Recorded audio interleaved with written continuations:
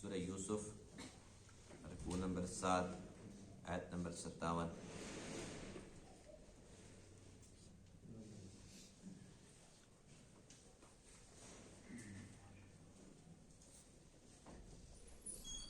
اعوذ باللہ من الشیطان الرجیم،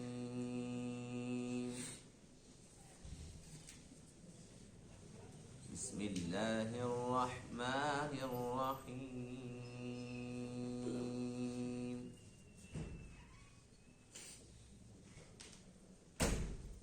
وجاء إخوة يوسف فدخلوا عليه فعرفهم وهم له منكرون،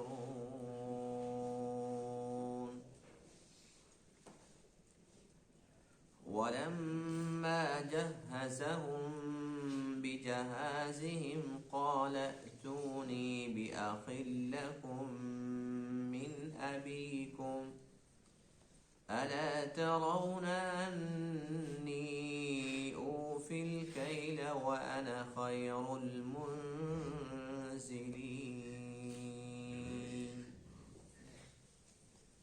فإن لم تأتوني به فلا كيل لكم عندي ولا تقربون، قالوا سنراود عنه أباه وإنا لفاعلون، وقال لفتيانه اجعلوا بضاعتهم في رحالهم لعلهم يعرفونها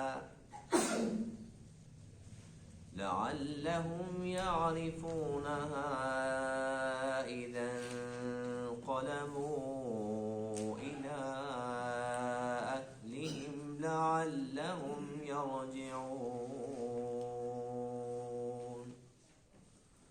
صدق اللہ العظیم۔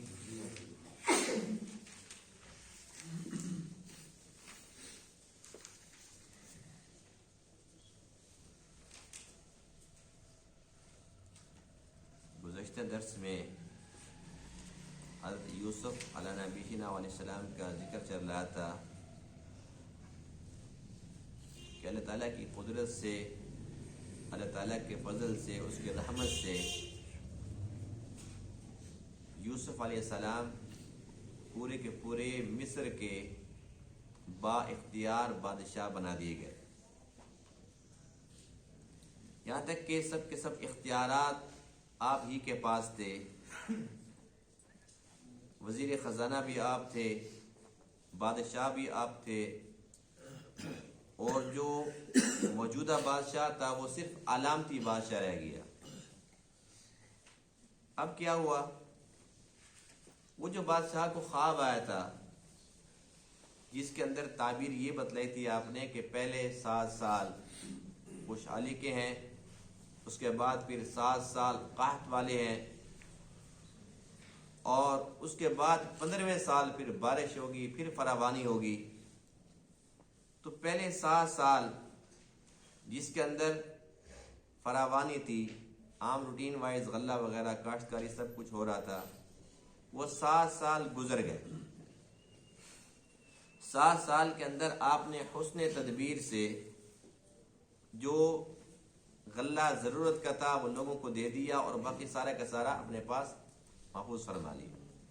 یہاں تک کہ جو آپ نے فرمایا تھا کہ اس کو خوشیوں کے اندر بند رہنے تو اس کو نکالنا بھی نہیں ہے، اسی طریقے سے خوشیوں کے اندر اس کو بند چھوڑ دیا تاکہ وہ خراب نہ ہو۔ اب پہلے سال کے اندر بھی کچھ استعمال ہوا، کچھ باقی بچ گیا، دوسرے سال کے اندر پھر اسی طریقے سے جو استعمال ہونا تھا وہ ہو گیا، باقی پھر بچ گیا۔ تو 7 سال کے اندر بہت زیادہ غلہ جمع ہو گیا۔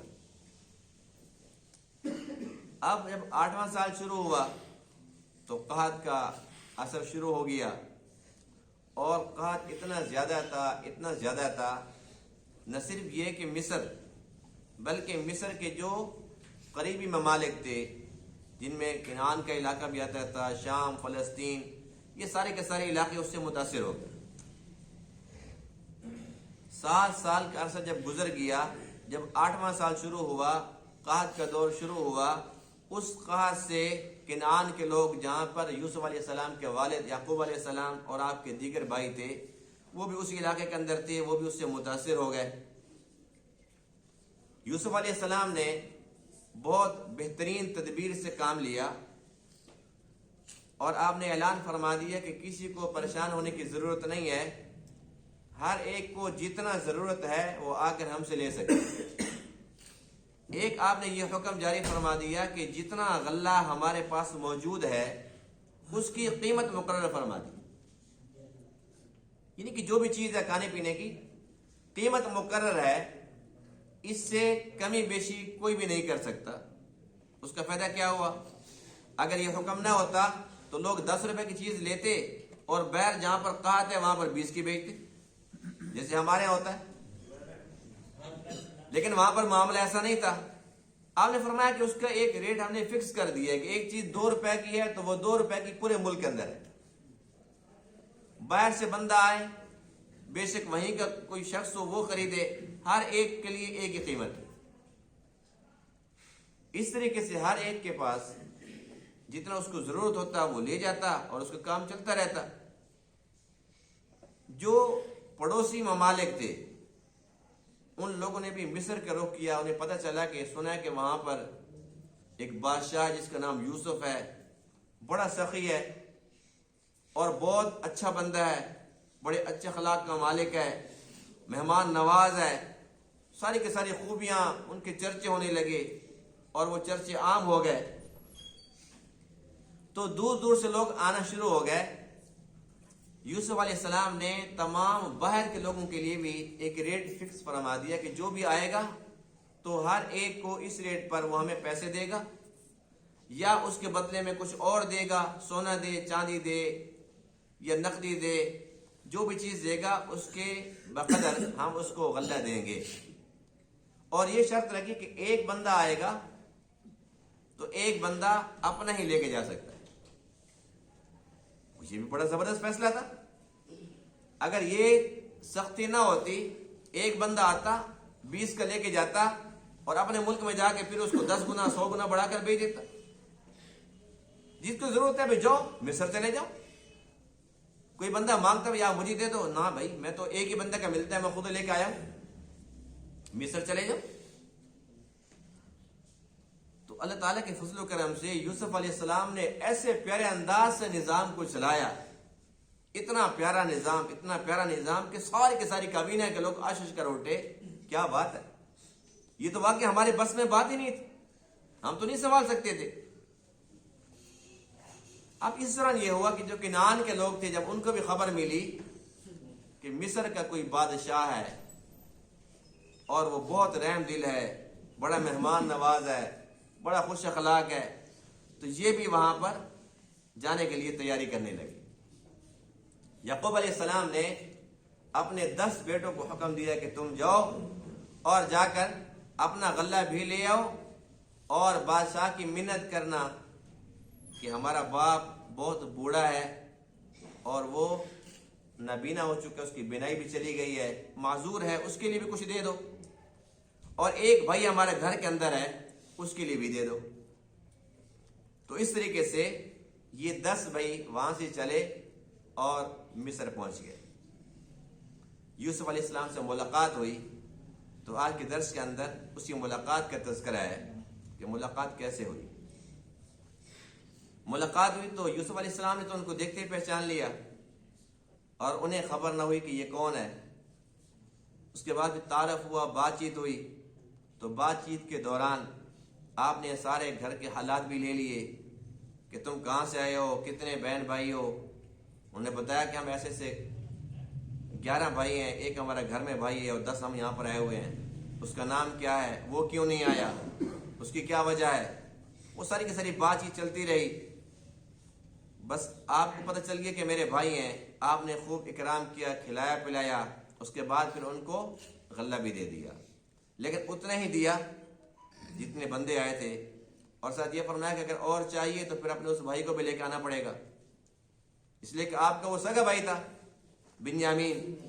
تو آپ نے فرمایا کہ اس کو لے کے آؤ گے تو پھر تو اس کا بھی ملے گا اور تمہیں بھی ملے گا، لیکن یہ خیال رکھو ہمارے ساتھ اگر تم نے جھوٹ بولا نا تم کہتے ہو ہمارا ایک اور بھائی ہے اور یہ بات جھوٹی نکلی، تمہارا بھائی نہ ہوا، تم دوبارہ اکیلے 10 آئے تو پھر تمہیں بھی نہیں دوں گا اور میرے قریب بھی نہ آنا۔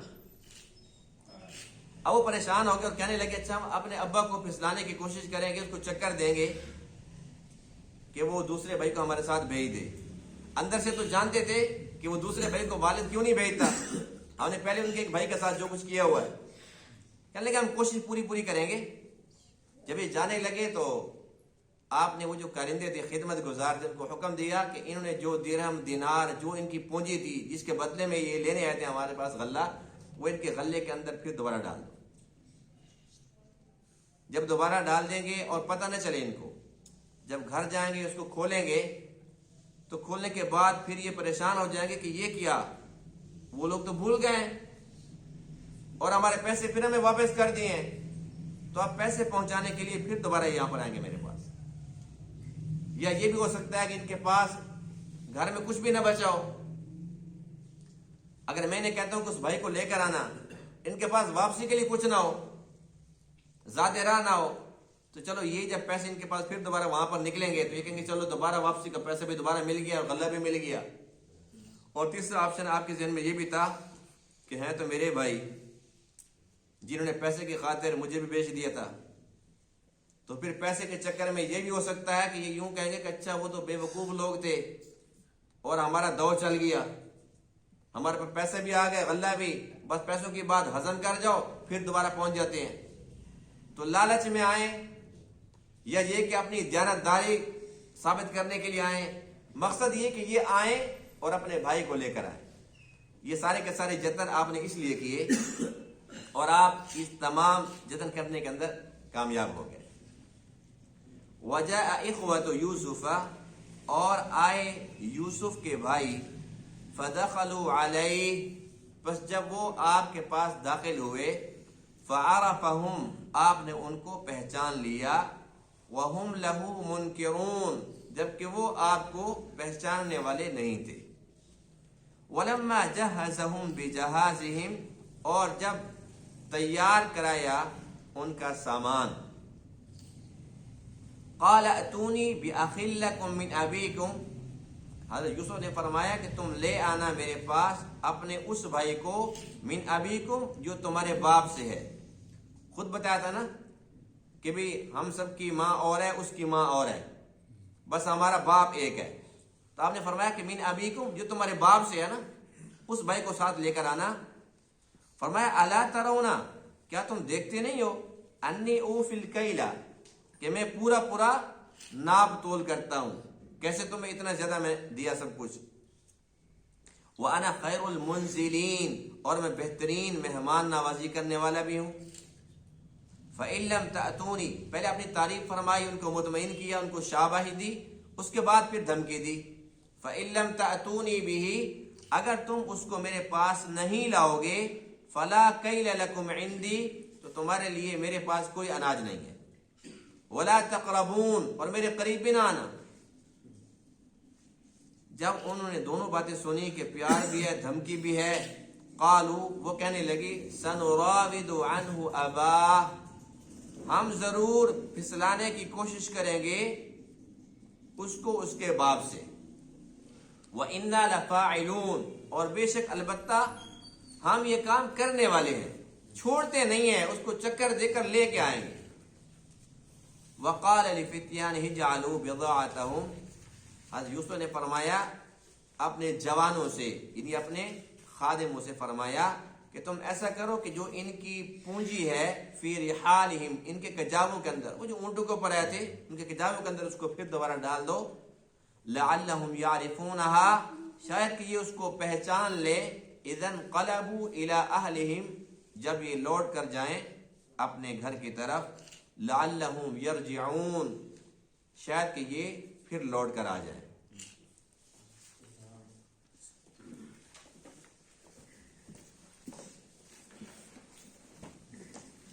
جب یہ 10 بھائی یوسف علیہ السلام کے دربار میں حاضر ہوئے تو اللہ یہ فرماتے ہیں کہ فَعَرَفَهُمْ وَهُمْ لَهُ مُنْكِرُونَ، یوسف علیہ السلام نے ان سب کو پہچان لیا اور یہ پہچان نہیں پائے۔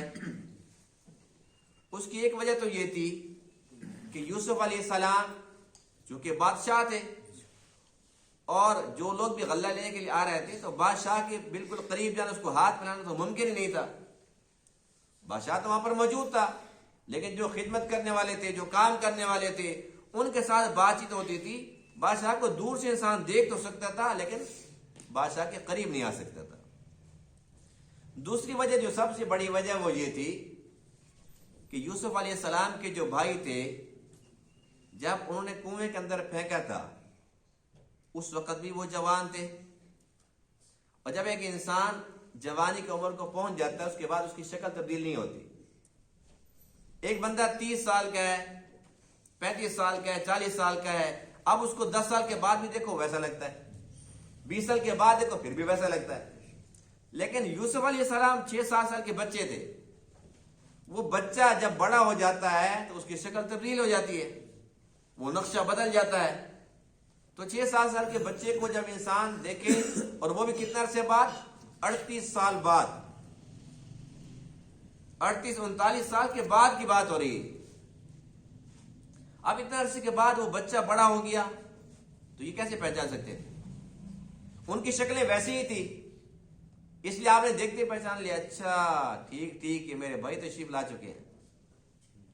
اور ایک وجہ یہ بھی تھی نہ پہچاننے کی کہ ان کے ذہن میں تو یہ بات تھی کہ وہ کو کنویں کے اندر پھینک دیا، اس کے بعد انہوں نے اس کو غلامی کی حالت میں بیچ دیا، پتہ نہیں وہ مر گیا، کہاں ہے کہاں نہیں. وہ تو یہ سوچ بھی نہیں سکتے تھے کہ جس کو ہم نے کنویں کے اندر پھینکا آج وہ مصر کا بادشاہ بنا ہوا ہے. ان کے دماغ میں تو یہ خیال آ ہی نہیں سکتا تھا کہ وہ بادشاہ بھی بن سکتا ہے. اس لیے یہ ساری کی ساری وجوہات تھی کہ یوسف علیہ السلام نے ان کو صاف صاف پہچان لیا لیکن وہ نہیں پہچان سکے. اب جب آپ نے پہچان لیا، آپ کو پتہ تو چل گیا کہ یہ میرے بھائی ہیں، یہ فلانا ہے، یہ فلانا ہے، یہ فلانا ہے، اس کا یہ نام ہے، سب کچھ پہچان لیا. لیکن آپ نے پھر ان سے جان بوجھ کر بات چیت کی. تعارف کہاں سے آنا ہوا؟ کنعان سے. اچھا کتنے بھائی ہو؟ کہنے لگے جی تھے تو 12، چھوٹا ہے نا وہ مر گیا، چھوٹا مر گیا. یوسف علیہ السلام نے دل میں وہ ہنسے ہوں گے، اچھا وہ مر گیا تو باقی کتنے بچے؟ باقی 11 ہیں، تو تم 10 کیوں آئے ہو؟ کہتے جی ایک اور ہے، وہ ہمارا چھوٹا بھائی ہے، اس کا نام بنیامین ہے، وہ ہمارے باپ کا بڑا لاڈلا ہے، ہمارا باپ اس سے بہت پیار کرتا ہے تو اپنے سے جدا کرتا ہی نہیں، اس نے ہمارے باپ نے منع کر دیا کہ اس کو نہیں لے کر جانا. اچھا جو مر گیا وہ کون تھا، کیسا تھا؟ کہتے یہ بس ہمارے باپ کا بڑا لاڈلا تھا، ہمارے باپ کو اس سے اندھا پیار تھا، بس وہ مر گیا بیچارہ. اچھا ساری کی ساری باتیں ہو گئی. تمہارے باپ کا نام کیا، تمہارا باپ کیا کرتا ہے؟ کہنے لگے جی ہم تو پیغمبر کے بیٹے ہیں، ہمارا باپ تو یعقوب علیہ السلام اللہ تعالیٰ کے نبی ہیں. یہ معلوم نہیں ہے کہ تمہارا بھائی بھی اللہ تعالیٰ کا نبی بن چکا ہے. اب یہ بات چیت ہوتی رہی، تعارف ہو گیا، آپ کو سارا کا سارا پتہ چل گیا کہ میرا بھائی بنیامین بھی زندہ ہے. تو آپ نے ساری کی ساری باتیں کرنے کے بعد اپنے خادموں کو حکم دیا کہ ان کو خوب کھلاؤ پلاؤ، ان کا خوب اکرام کرو. آپ ویسے بھی مہمان نواز تھے، آپ کو معلوم ہے نا کہ یہ لڑی کہاں سے چلی ہے؟ ابراہیم علیہ السلام سے.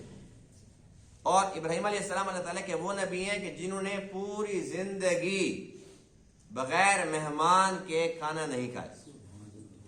پوری زندگی کبھی ایسا نہیں ہوا کہ آپ نے کھانا کھایا ہو اور ساتھ مہمان نہ ہو. ہمارے پیر و مرشد سید شمس الزمان شاہ صاحب رحمۃ اللہ تعالیٰ علیہ، جو باولپور کی طرف ان کی خانقاہ شریف ہے، وہ فرمایا کرتے تھے کہ جس کے پاس رزق کی فراوانی نہ ہو، یہاں تک کہ وہ شخص جس کے پاس اپنے کھانے کے لیے بھی کچھ نہیں ہے، ایک ٹائم ہے دوسرے ٹائم کا نہیں، فرماتے تھے اگر یہ شخص چاہتا ہے کہ میرا رزق بڑھ جائے، رزق کی فراوانی ہو جائے، تو ایسے بندے کو چاہیے کہ وہ لازماً کوئی مہمان تلاش کرے. بس مہمان کو گھر میں لے آئے، زبردستی پانی پلا دے، خالی جو گھر میں ہے وہی اس کو کھلا دے. یہ اللہ کے ساتھ سرمایہ کاری ہے، یہ اللہ کے ساتھ سرمایہ کاری. اور حقیقت یہ ہے جو میں نے اپنی آنکھوں سے دیکھا ہے. ایک بات ہوتی ہے سنی سنائی. آنکھوں سے جو میں نے دیکھا ہے کہ ہمارے پیر و مرشد ہیں، جب ہم وہاں پر جاتے ہیں تو عمومی طور پر 200 400 500 بندے اتنے ہر روز ہوتے ہیں. ہر بندے کو 3 وقت کا کھانا ملتا ہے، ناشتہ بھی، 2 ٹائم کا کھانا بھی. اور جب بھی میں گیا ہوں تو کھانا ایک نہیں ہوتا، 2 کھانے ہوتے ہیں. ہمارے یہاں جو بندہ ہے نا، کوئی بڑا زمیندار، کوئی بڑا وڈیرا، کوئی شادی کرتا ہے جی 1000 بندوں کو بلایا، 1000 کارڈ ہیں، اور زندگی میں 1 بار 2 بار وہ کسی کو ایسی دعوت کھلا کے پوری زندگی اس پہ نہیں اتراتا رہتا ہے. تو اللہ والوں کی شان یہ ہے کہ جس خانقاہ میں چلے جاؤ الحمدللہ یہی سسٹم ہے کہ وہ کھلا رہے. کتنے ہزار آئے اور آ کے کھا کے چلے گئے. تو مہمان جب آتے ہیں اللہ تعالیٰ رزق کم نہیں کرتا، بڑھاتا ہے. اور پھر ہمارے پیر و مرشد الحمدللہ سید ہیں، اور سید اور سخی نہ ہو وہ سید ہی نہیں. اللہ کے نبی کا خون ہو اور وہ بخیل ہو، یہ بات ماننے والی نہیں. اللہ کے نبی کے خون کی تاثیر ہے، پاک خون ہے، سخی خون ہے. تو وہ جو سادات ہوتے ہیں ویسے بھی بڑے سخی ہوتے ہیں. تو فارمولہ کتنا پیارا دیا، فرمایا کہ جو چاہتا ہے کہ رزق کی فراوانی ہو تو وہ مہمان لازم پکڑے. آج کل معاملہ یہ ہے کہ مہمان آ جائے اور وہ بھی بڑا قریبی. کون آ گیا؟ بہن آ رہی تھی گھر میں، بہن کے بچے آ رہے ہیں. اب اس سے کوئی اور قریبی رشتہ ہو سکتا ہے؟ بڑا بھائی آ رہا ہے، چھوٹا بھائی، اس کے بچے آ رہے ہیں. یعنی کہ بہن بھائی گھر میں آ جاتے ہیں تو ہمارا معاملہ کیا ہوتا ہے؟ وہ کہتے ہیں جی انہوں نے بھی ہمارے ناک میں دم کر دیا، ہر روز ہمارے گھر پہنچے کھڑے ہیں، ذلیل کر رکھ دیا ان لوگوں نے. یعنی کہ بھائی اور بہن اس کے بچے برداشت نہیں ہیں. پھر ہمارے گھر میں اور کون آئے گا؟ ہم سمجھتے ہیں کہ مہمان آ گئے تو چٹی ہے، مصیبت آ گئی. حدیث پاک سنیے، حدیث پاک میں ہے من کان یؤمن باللہ والیوم الآخر، جو اللہ پر اور قیامت کے دن پر ایمان رکھتا ہو، فلیکرم ضیفہ، اسے چاہیے کہ اپنے مہمان کا اکرام کرے. یہ اللہ کے نبی کا حکم ہے. بہرحال حضرت یوسف علیہ السلام نے کیا فرمایا؟ انا خیر المنزلین، تمہیں پتہ ہے کہ میں بہترین مہمان نوازی کرنے والا ہوں. مہمان نوازی کرنا یوں سمجھ لو کہ یہ سنت ابراہیمی ہے، نبیوں کا شیوہ ہے، انبیاء کرام کی سنت ہے کہ وہ مہمانوں کا اکرام کرتے ہیں، کھلاتے ہیں، پلاتے ہیں. تو ہمیں بھی چاہیے کہ آج کے بعد یہ بخل ختم کر دیں. مہمان آ جائے تو اللہ کا شکر ادا کریں، الحمدللہ اللہ نے اس قابل بنایا، اپنی رحمت ہمارے گھر بھیجیے، اور جتنا حسب توفیق ہے ہم اس کو اچھی طریقے سے کھلائیں پلائیں، اس کی عزت کریں. تو انشاءاللہ اللہ تعالیٰ اس کی برکت سے ہمارا رزق اور بڑھا دے گا. تو آپ نے بھائیوں کو سمجھایا کہ دیکھو اب میں نے تمہیں اتنا کچھ دیا بھی ہے اور اس کے ساتھ ساتھ تمہارا اکرام بھی کیا ہے. اب تم نے خود بتایا کہ ہمارا ایک اور بھائی ہے اور ہمارا والد بھی ہے. چلو والد تو بیچارہ معذور ہے، اس کی بینائی کا مسئلہ ہے. تمہارا بھائی تو ٹھیک ٹھاک ہے، اس کو کیوں نہیں لے کے آتے؟ اگلے چکر میں اس کو ساتھ لے کے آنا، اور اگر اس کو نہ لائے تو پھر اس طرف کا رخ بھی نہ کرنا. آپ تو تمہارا اکرام ہوا نا، لیکن اگر تمہارے ساتھ تمہارا وہ بھائی نہ ہوا، 11واں بھائی، تو پھر یاد رکھو فلا کیل لکم عندی، ایک تو تمہارے لیے کوئی اناج نہیں ہوگا، ولا تقربون، دوسرا یہ کہ میرے قریب بھی نہ آنا. بس جب بھائی نے ساری کی ساری بات سنی، اب انہوں نے فیصلہ سنا دیا وہیں پر، سنراود عنہ اباہ وانا لفاعلون، کہ بھئی بادشاہ بات یہ ہے کہ اب تو ہر حال میں ہم اپنے باپ کو پھسلائیں گے، ورغلائیں گے، چکر دیں گے، بھائی کو ساتھ لے کر آئیں گے ضرور. اس لیے کہ اتنا قحط ہے، پتہ نہیں کب بارش آئے، کب قحط کا زمانہ ختم ہو، ہم تو خود بھوکے مر جائیں گے. اس لیے یہ کام تو ہم کریں گے ہی کریں گے. اس کے بعد پھر بھائی کو کیسے لائے، والد کو کیسے ورغلایا، اس کا ذکر انشاءاللہ کل کے درس میں ہوگا. اب معاملہ یہ ہے کہ یوسف علیہ السلام کی حسن تدبیر کہ آپ کیا کر رہے ہیں، لوگوں کو بانٹ رہے ہیں، لوگوں کو دے رہے ہیں. قحط کا زمانہ ہے اور کوئی بندہ یہ نہیں کہہ سکتا کہ میرے پاس کچھ نہیں ہے، مجھے نہیں دیا گیا. نہیں، بہت بہترین طریقہ تھا تقسیم کار کا، اور دینے والے بھی دیانت دار تھے، امانت دار تھے. جب آپ سب کو دے رہے تھے یہ نہیں ہوتا تھا کہ بادشاہ سویا پڑا ہے اور اس کے کارندے اپنا کام کر رہے ہیں.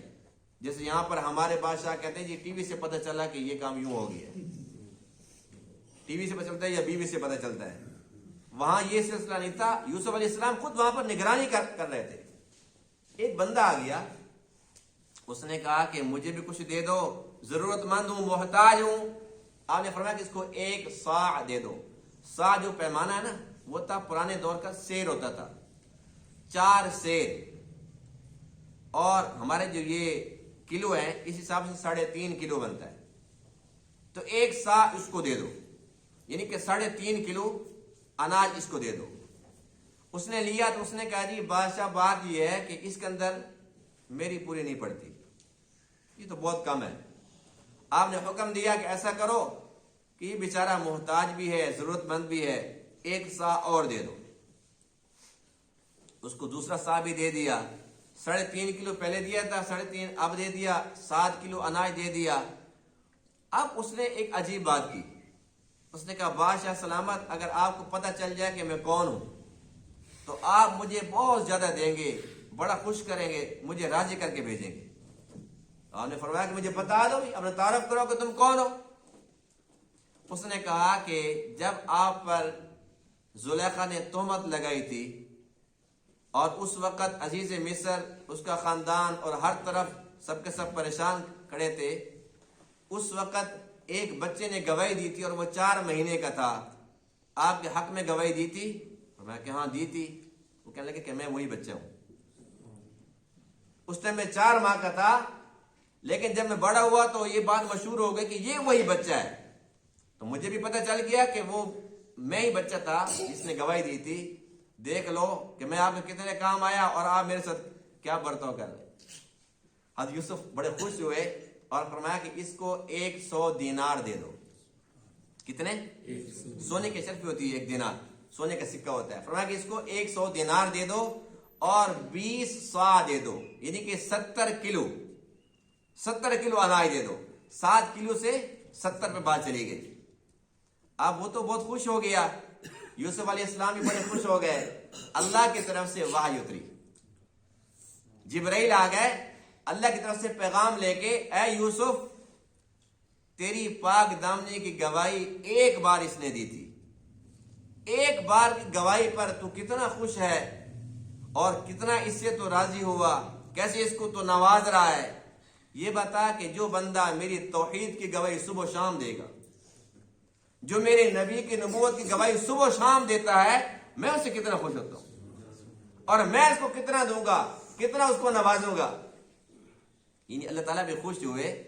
اللہ نے تمام ایمان والوں کو, تمام موحدین کو, مؤمنین کو خوشخبری سنائی ہے کہ دیکھو میرا نبی ایک گواہی پر اتنا خوش ہے, اتنا دے رہا ہے, تو تم صبح و شام پڑھتے ہو لا الہ الا اللہ محمد رسول اللہ, تم میری توحید کی گواہی, میرے نبی کی نبوت اور رسالت کی گواہی دیتے ہو, تو میں کتنا خوش ہوتا ہوں اور میں تمہیں کتنا دوں. یوسف علیہ السلام نے اس طریقے سے غلے کو تقسیم فرمایا کہ وہ بادشاہ اور ساری کے ساری کابینہ کے لوگ متاثر ہو گئے اور حیران ہو گئے کہ جو باہر کے لوگ آتے تھے نا تو ان کو مفت تو نہیں ملتا تھا, جو بھی آتے تھے تو ایک ریٹ متعین تھا کہ اس ریٹ پر غلہ اتنا دینا ہے اور ایک بندے کو ایک بندے کا ہی دینا ہے. اونٹ پر آیا تو اس کو اتنا دو کہ اونٹ پر لے کر چلا جائے. یہ نہیں کہ کوئی بیل گاڑی لے کے آ رہا ہے اس کو بھر کر دے دو, ایک بندہ 10 بندوں کو لے کے جا رہا ہے, ایسا معاملہ بھی نہیں تھا. دور دور سے لوگ آتے رہے, شہرت بھی ہوتی رہی, مصر کا بڑا نام بھی, مصر کے اندر سب کچھ ہے, مصر سب کو دے رہا ہے اور بڑے سخی ہیں. اور دوسری جانب معاملہ یہ ہوا کہ غلہ تو ان کے پاس وافر تھا, وہ تھوڑا تھوڑا بچاتے رہے, اب تھوڑا تھوڑا دیتے رہے. جیسے غلہ جاتا رہا تو ادھر پورے کے پورے خزانے جو ہے وہ سونے چاندی سے بھرنا شروع ہو گئے. جو بھی آ رہا تھا وہ پیسے دیتا تھا, وہ خزانے کے اندر جمع ہو جاتے تھے. غلہ جا رہا تھا جو فالتو تھا مصر سے, اور خزانہ بھرتا چلا جا رہا تھا. تو اس طریقے سے جب اوقات کا زمانہ ختم ہوا تو مصر امیر ترین ملک بن گیا. تو اس سے یہ سبق بھی ملتا ہے کہ جب حکمران کی نیت اگر ٹھیک ہو جائے تو اللہ کی طرف سے خیر و برکت کا نزول ہوتا ہے. جب حکمران رعایا پر رحم کرنا شروع کر دیتے ہیں, ان کی نیت صرف اور صرف خدمت بن جاتی ہے, پھر اللہ تعالیٰ ایسے دیتے ہیں کہ قحط 7 سال کا قحط، لیکن مصر کے لوگوں کو پتہ نہیں چلا، اور اس کے بعد ان کے ذخائر اور زیادہ بڑھنا شروع ہو گئے۔ 7 کے جو ممالک تھے وہ بھی کھاتے پیتے رہے، اور اللہ نے 15ویں سال میں اتنا دیا کہ وہ 7 سال کی کسر بھی نکال دی۔ تو اس لیے انما الاعمال بالنیات، اعمال کا دار و مدار نیتوں پر ہے۔ آج کے حکمران کی نیت یہ ہے کہ میں عوام کا خون نچوڑوں، چوس لوں، اس کا بس کرے تو سانس پر بھی ٹیکس لگا دے۔ پھر اللہ کی طرف سے بھی یہی ہوتا ہے۔ اب بارشیں آ رہی ہیں، کتنا عرصہ گزر گئی، بارشیں ختم، اللہ تعالیٰ بارش نہیں دے رہا، پھر روئیں گے وہ جی چنے کی فصل تباہ ہو گئی، گندم کی نہیں ہوئی، اور اب بارش تو پھر بھی اللہ کے اختیار میں ہے۔ اب کھاد کے لیے کسان کتنے رو رہے ہیں بیچارے، سب کو پتہ ہے نا، بیچارے رو رہے ہیں، کھاد نہیں مل رہی، پیسے دے رہے ہیں، ڈبل پیسے دے رہے ہیں، بلیک پر بک رہی، لیکن مل پھر بھی نہیں رہی۔ تو یہ کتنی بد انتظامی ہے اور بد نیتی ہے۔ یوسف علیہ السلام جیسا بادشاہ ہو جس کی نیت ایسی پیاری ہو، رعایا کے لیے ایسا رحم دل ہو، تو اللہ تعالیٰ کیسے پھر عطا فرماتے ہیں؟ اصل تو ہے کہ خدمت سے خدا ملتا ہے، خدمت سے خدا ملتا ہے، اور عبادت سے جنت ملتی ہے۔ اب جنت بڑی ہے کہ خدا؟ تو خدمت بڑی چیز ہے، عبادت سے بڑھ کر خدمت ہے۔ جب انسان خدمت کی نیت کر لیتا ہے اللہ مل جاتا ہے، اور جب اللہ مل گیا تو ساری چیزیں اس کے نیچے آ گئی، جنت بھی، ساری کی ساری نعمتیں بھی، جب اللہ ہی مل گیا۔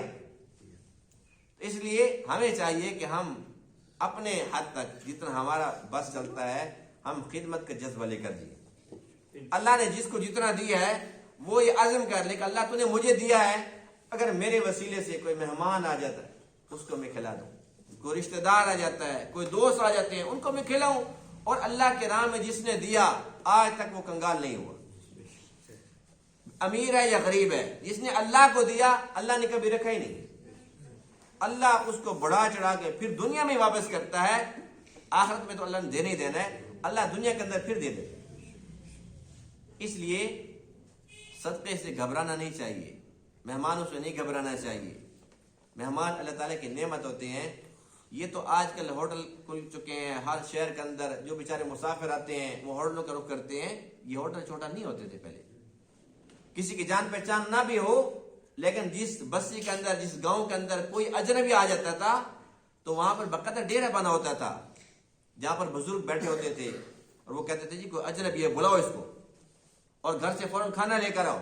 کوئی تفصیل نہیں ہوتی تھی کہ کون ہے، کس مذہب کا ہے، یہ کہاں جا رہا ہے، کس سے ملنا ہے، کام اس کا کیا ہے، بھئی جو بھی ہے، لیکن انسان ہے، بس ہم نے اس کی خدمت کرنی۔ تو آج وہ جذبہ دیکھو غائب ہو گیا، ایسا ایسا پھر یہ ہوٹل بن گئے اور یہ کاروبار کی شکل اختیار کر گئے۔